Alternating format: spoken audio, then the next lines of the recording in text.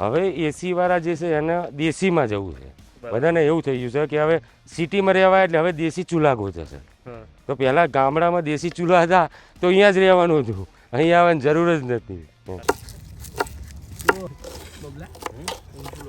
તો શિયાળો આવે ને એટલે ટોઠાનો ટ્રેન્ડ ચાલુ થઈ જતો હોય છે. દરેક જગ્યાએ ટોઠા રોટલાની ચારે બાજુ વાત થતી હોય છે.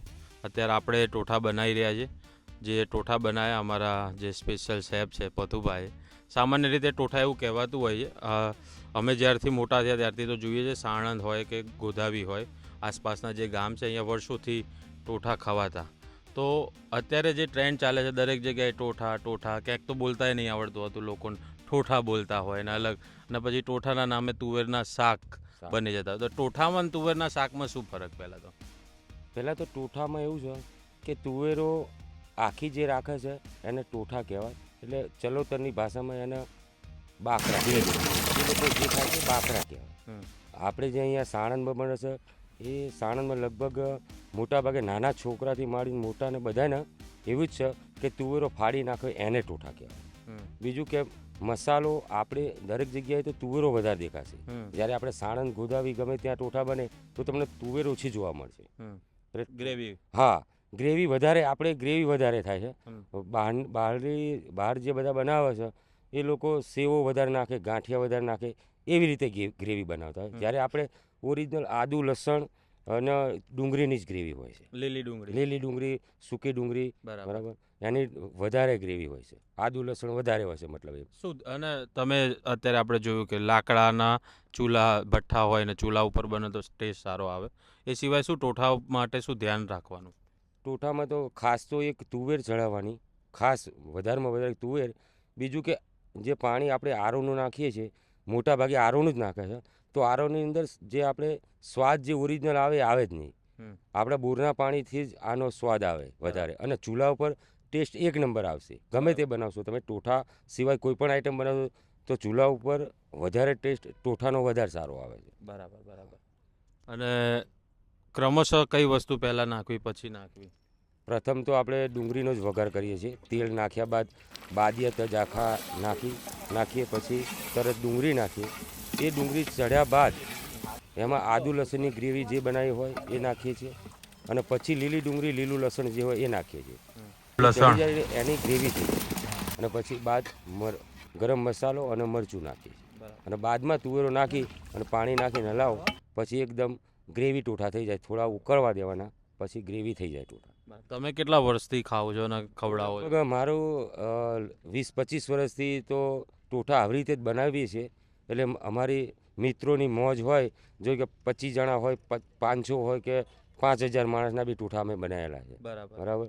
પણ એક આપણી મોજ માટે અહીંયા ગમે તે જગ્યાએ આપણને કહે તો આપણે સેવા આપીએ છીએ કે ભાઈ આપણને જે આપણામાં ટેલેન્ટ છે તો બીજાને કોઈને સારું ખવડાવો, એ અમારી ભાવના. બરાબર. અને ટોઠા આમ સામાન્ય રીતે બધા બ્રેડ શું જોડે ખાતા હોય ને આવું બધું હોય. ઓરિજિનલ ખાવાની રીત શું? ઓરિજિનલ ખાવાની રીત રોટલા સાથે. અને એ ટોઠા કાઢ્યા પછી તમે રોટલો અંદર ચોરી નાખો, ગુજરાતી ભાષામાં ચોરી નાખો રોટલો, એની ગ્રેવી બનાવી દો એટલે એક નંબર તમારે જમવાની. જેમ દાલ બાટી ખાઈ એ રીતે. બરાબર છે. શું કહેવાય કે ઘણી બધી જગ્યાએ અત્યારે તો હવે ટ્રેન્ડ આવી ગયો છે ટોઠાનો.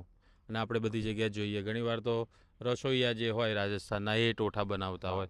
હવે આપણે જોઈએ પણ ટોઠાના નામે ખાલી તુવેરના શાક ખાવા મળે, અથવા તો ટોઠામાં ગળ્યા કરી દે ગોળ નાખીને. તો એ પ્રકારનું હોય છે. તો એ બાબતે શું કહેશો? હું એવું કહું છું કે લગભગ ટોઠા એટલે સાણંદ તાલુકા સિવાય લગભગ કોઈને ખ્યાલ નહીં કે ટોઠા એટલે શું.